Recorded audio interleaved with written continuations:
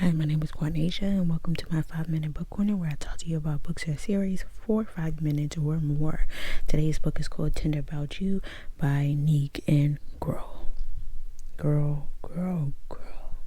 It starts off by Porsalyn living with her crackhead ass mama and her ain't shit ass mama's boyfriend. The mama's boyfriend starts looking at her like she's a snap because he's disgusting, and the mama told him, if you look at my baby or touch my baby, you gonna meet your maker very soon, period. But she gets scared. She jumps out her window and goes over to her best friend's house who lives next door. His name is Bodhi. They besties. Bodhi has a girlfriend named Erica. Erica does not like Porsalyn. She does not like how close Bodhi and Porsalyn are. Bodhi and Porsalyn have been friends since they were kids. Okay, so you gonna have to get over it. Okay, boom. Well, eventually Bodhi starts pushing away Porsalyn because Erica doesn't like their relationship. Well, Porsalyn, I can't stand that name, she gets a boyfriend named Kamari. Okay, he starts buying her shit. He's an older man. She starts liking him, right? Well, Kamari begins to get really serious with Erica, so he decides to somewhat cut off Porsalyn for the sake of his relationship. And Porsalyn was kind of hurt, but then she got a man, so the fuck. They eventually move in. He buys her a townhouse with her name, puts her name on it. Not really. At the end of the book, it didn't say that he bought her a townhouse. It's basically he rented the townhouse for her because she said she was able to break her lease at the end to move to Seattle. So I don't really think he bought the house for her. But that's neither here nor there. He was buying her gifts and stuff, but he said he was a businessman and he's always out and about, right? So she didn't think anything of it. In my head, I said, oh, he must be a drug dealer. But that's neither here nor there, okay? She didn't even ask any questions. So baby girl did not give a fuck, okay? She had her own business going on. She was popular on social media.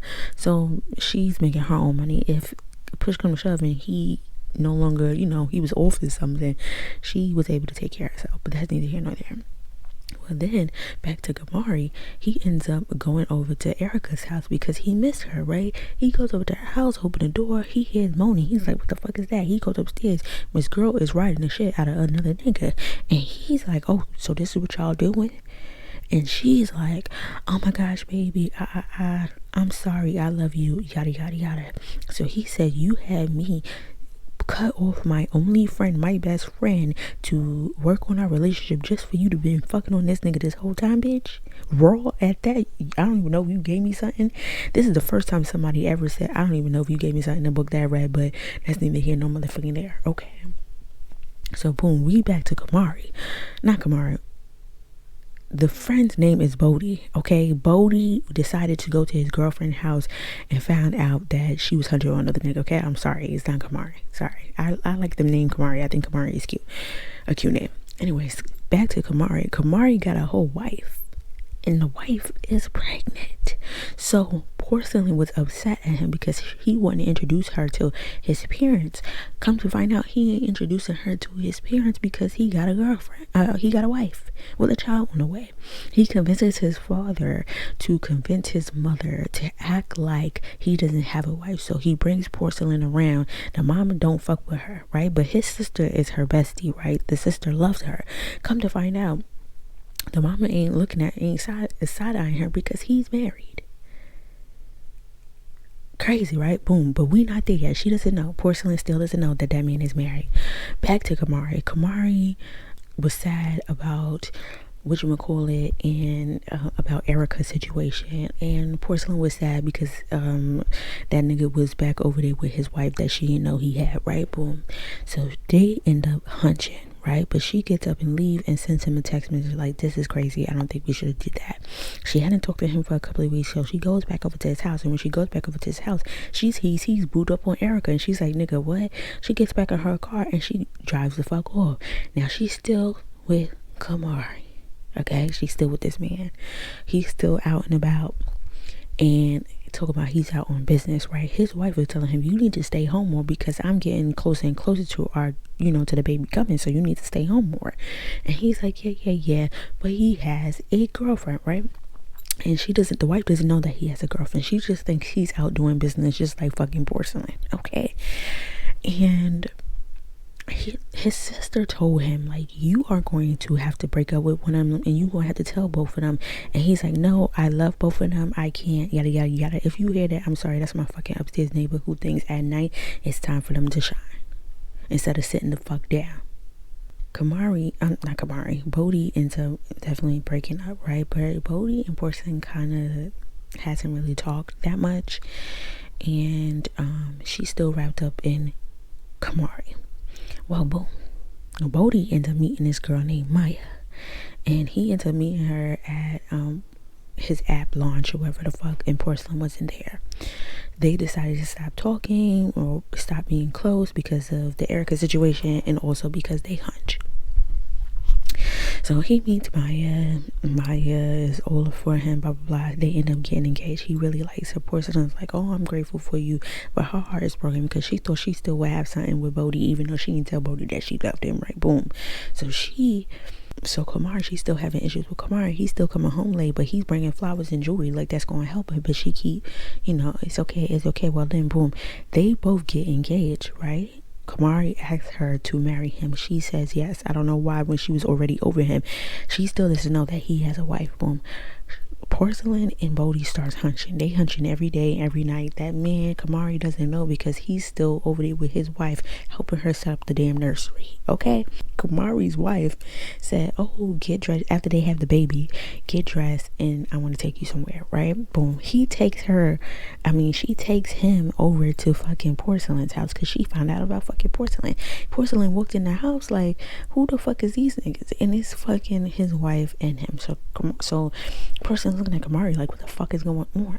And Kamari's wife like, this is my nigga, da, don't touch my man, yada yada yada. So Porsalyn's like, I'm not gonna be too many bitches, okay? You keep running out the mouth, I'm have to beat your ass, period. So child, long story short, she told him to get the fuck, basically, right? So Bodhi decides he's gonna pick Maya again, picks another nigga over her. He decides he's gonna pick Maya and decides to, after they finish hunching, decides to leave her and leave her with a text message, right? Sends her a whole thing, I love you, but I'm gonna pick Maya, right? Boom. Now Maya secretly did not like her, just like Erica. Did not like her, did not want to be around her. She felt like Porsalyn with her man, yada yada yada, which is true, okay? She had her intuition, but she went around things the wrong way. She done told this man she was pregnant and all that, whatever. Anyways, they end up getting married, Bodhi and Maya, and Porsalyn didn't go. She said fuck that shit, she ain't fucking with that fake ass bitch or her friends, and that's on period. So they end up breaking up.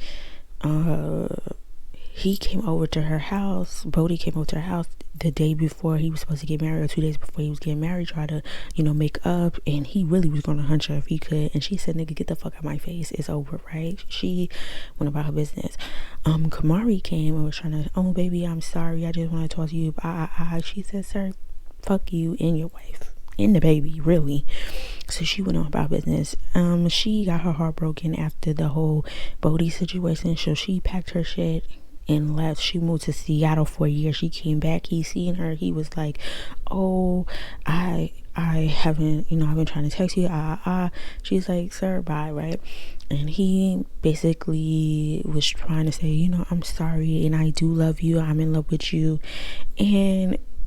And Porsalyn was like, I can't deal with this. So she leaves, right? Her friend, her ancient friend, gave him her address and her number.